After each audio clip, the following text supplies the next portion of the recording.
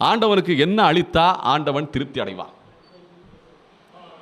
ஆண்டவன் ஒன்றும் கேட்கலங்க. பெரிய நகை நட்டோ, என்ன பெரிய ஒரு விருந்தோ, என்ன நம்ம பொங்கல் வகைரா எல்லாம் வச்சு சக்கரை பொங்கல், என்ன அப்புறம் எலுமிச்சை சாதம், சித்திரானங்கள், என்ன வடை, ஜிலேபின்னு சொல்லி இவ்வளோ பெரிய படையல் வச்சு பகவானுக்கு கொடுத்தாலும் அவனுடைய பசி ஆறுகிற அளவுக்கா நம்ம கொடுக்க முடியும்? அவன் இந்த உலகத்தை எல்லாம் உண்ட பெருவாயன், என்ன இந்த உலகத்தை எல்லாம் உண்டு உமிழ்ந்த பெருவாயன். அவன் எப்படி வேணா திம்பாங்க. அவன் எதிர்பார்க்கிறது என்ன? அவன் எதிர்பார்க்கிறது என்னன்னா மக்களுடைய மனங்களை அவன் எதிர்பார்க்கிறான்.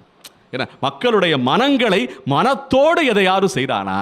ஒரு தீர்த்தம் கொடுத்தாலும் சரி, ஏன்னா ஒரு இலை கொடுத்தாலும், துளசி இலை கொடுத்தாலும் சரி, ஒரு புஷ்பம் கொடுத்தாலும் சரி, ஒரு அன்னம் கொடுத்தாலும் குறைந்தபட்சம் அவனுடைய மனதை கொடுக்கிறானா என்பதை எதிர்பார்க்கிறான். அப்ப அடியன் சொற்பொழிவு பண்றேன். இப்ப